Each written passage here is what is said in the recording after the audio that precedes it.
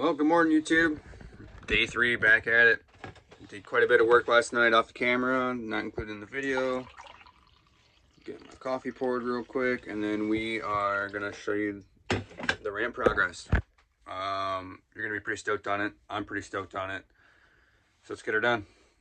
So I ended up getting all the C-channel welded on, the ramps done, the hooks welded on, all that stuff painted. I ended up painting until basically it was so dark I couldn't even see last night. Oh, no drippage. So check it out. Had to use the old cherry picker to get this top up by myself. I'm gonna change this whole design up here in a second too. I'm gonna talk to you about it. This is really hard to do with one person. So here's leftover C-channel. Oh, I gotta paint the bottoms of these yet. Dang it. Took those bike hooks, bent them out a little bit, and welded those on. I'll show you how they work. So, hooks, right? They go on each side of that. Sit right in there like that. Now, I'm hoping these don't bend. They shouldn't. I got pretty good contact surface right there. So, I don't think it'll be really good. That's the other side. I already got paint on me. Gosh dang it. But sit in there just like that. Oh no, dang. I'm about to get a rag and get this off me. This just gets everywhere. C-channel ramp welded in, painted. Everything's pretty much painted. See the ramps on, or the carts on the tracks there. I cut that brace out, so that bag has a lot of room now. See? Whoops. But the bag's gonna sit a couple feet up because it's 3 foot in total off the ground. So including the cart, I'd have 3 foot of space high. So it should work out pretty good. I think the wheels will be right about here, which perfect. I added D-rings there, D-ring there, and up front to strap the cart to the ramp. What a bugger. Things right here, one on each side. So you strap it to these D-rings. Everything's fully painted. How nice that looks. I did a little bit of painting right here too. Gonna have to go over it though in a few spots. It's just nice to when it's looking, or make it look good while it's going down the road. Then it doesn't look so sketchy. And obviously when you pull up to the event, everything's all nice. Looks professional. But I got some more coffee to drink, so I'm drinking that coffee. Oh, I gotta get this paint off my hands too. But let's talk about this, what I'm doing here. This. So my other ramp, it hinges. Well, let me see if I can do this backwards. This bar right here hinges. It's hard to go backwards. So this actually folds up and around, and then the top drops, and it clears this corner here. So then it comes down, and this top of this bar right here actually sits. Aim the right direction. Backwards, forwards, backwards. Somewhere up there, right there. So it fully comes down, and then it sits on top of that bar. So these will have to get cut off. This brace gets cut off. I'm actually gonna cut this off, flip it upside down, and put it as a support from here to here. Because right as of now, I'm welded hinges in here, so this bar pivots down to this bar. Then that whole thing folds down to that. Which is a pretty good idea and design, but if I ever want to set this up by myself, it's really hard to do. And the way it comes down, the bars will be sitting right about here. Like this crossbar sits here, and that would be in the way of the bag. So I gotta take care of that issue. And then those ramps, those hooks, I actually have to drill holes in here yet. And so they'll sit into here. Like I was saying in the previous videos, when you roll the airbag up, you don't have to lift the airbag onto the cart. It will roll up the ramps onto the cart. And you pull the ramps off, put them there, and then roll the cart right up into the ramp with the airbag on it. So, got some work to do today. Hopefully not too much material. I'm gonna have to go get another piece of this size angle iron, 2-inch, because that's all I have. Well, actually, I might be able to cut what I need off from that. I have a little piece right there. Weld them together, and that might work for the other side. Let's hope so, because then it'd be nice not to have to go into town. So then after that, this metal bar that goes across here, that's gonna be this whole, well, actually, let's rephrase that. This section, see that 1x2 here, and then 1x2 there. It's gonna be a whole separate piece, and then I'm gonna weld another 1x2 in above, just above that one, and then weld some hinges in there. And that bar gets cut out. The angle iron gets welded on the outside, right? The angle iron gets welded on the outside, so when it drops down, it clears this bar once it's in here, so it'll drop all the way down and sit on top of this 2x2. I don't know if that made sense or not. I've done this once or twice, so it makes sense to me. Y'all can just hang out and listen or learn how we do it. Yep. So first things so that means the first thing on my agenda would be to cut this bar out and that bar out right there. So that way it's still a full solid support system there. You know, fully contacted or whatever you want to call it. Then after those are cut out, I'd weld my angle iron in. Right there and right there, just above these bars. No, those are gonna be cut out. Just above this bar.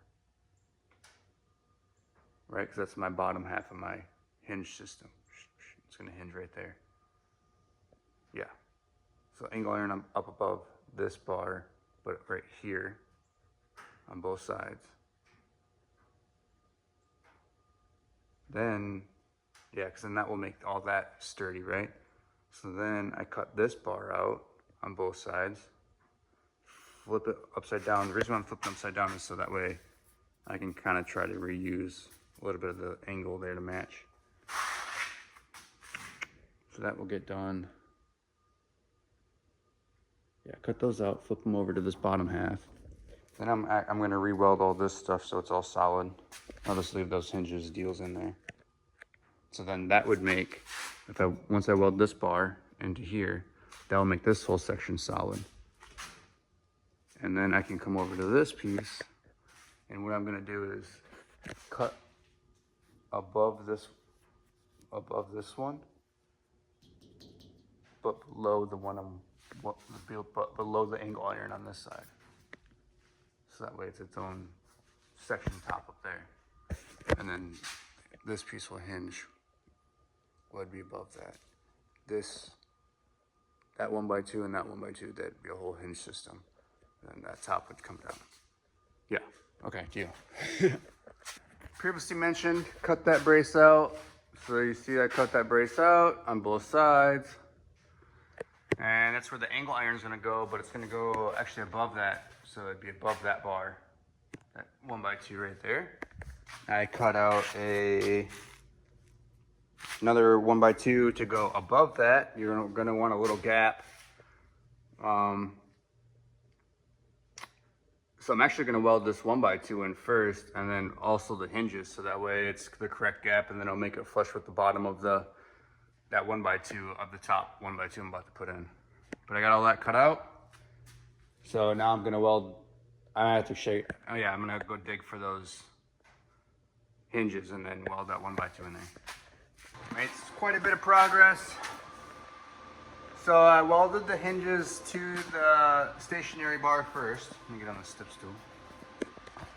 See, the original one. And I welded it, clamped it so it laid nice and flat.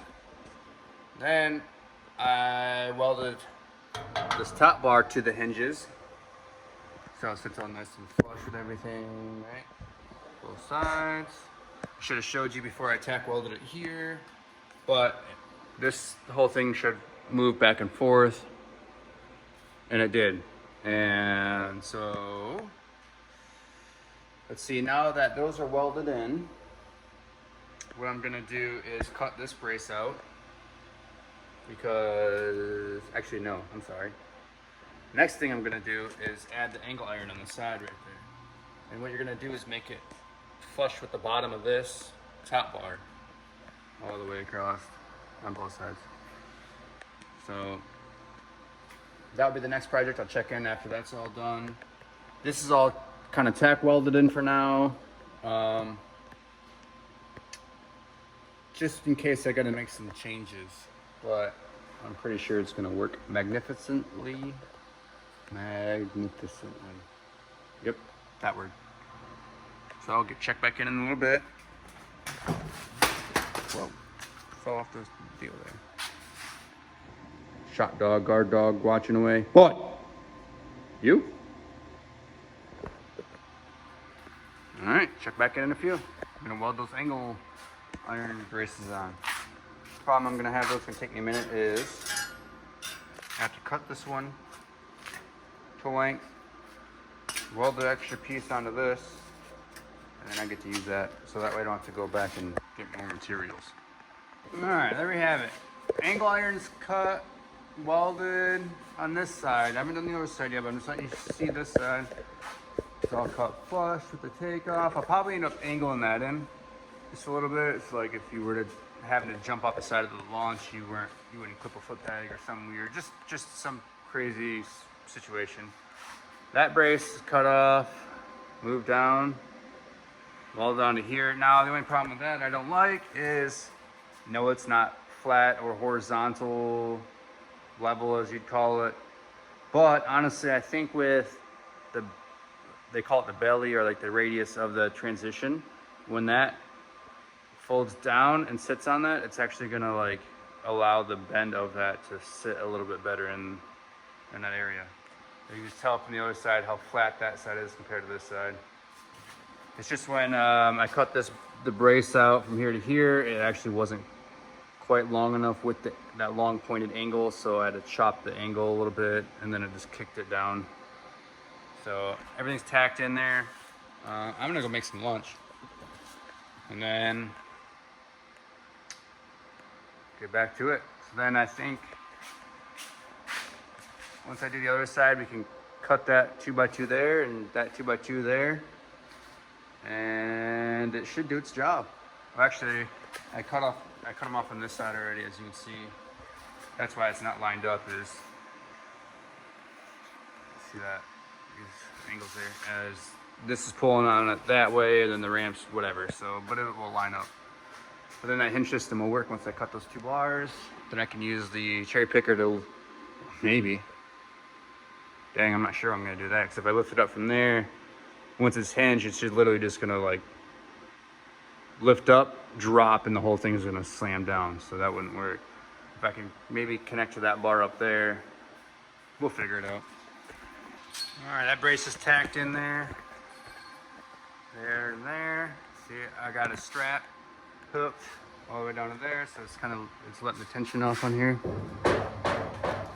So the weight's off it. That brace, angle iron, tacked. Everything's still one piece there.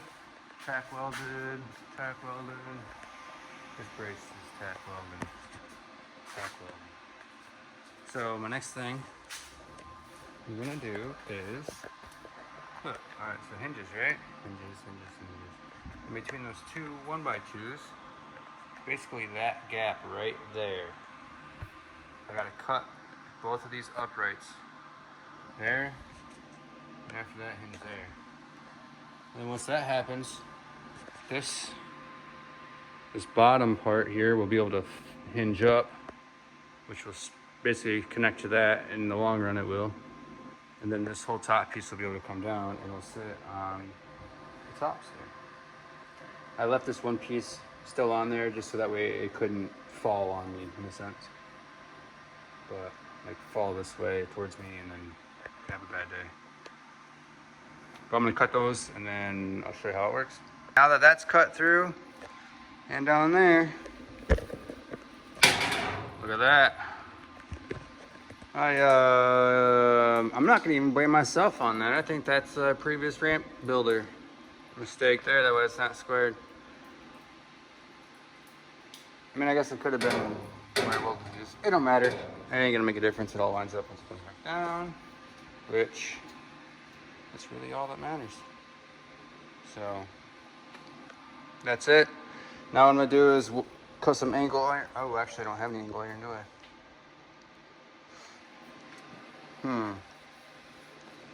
But I have to make a piece to go inside so that way it slots itself into the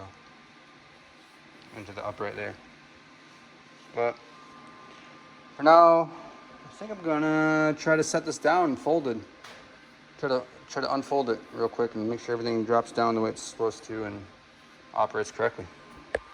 I'll get a video of it next when it's all down. There we have it.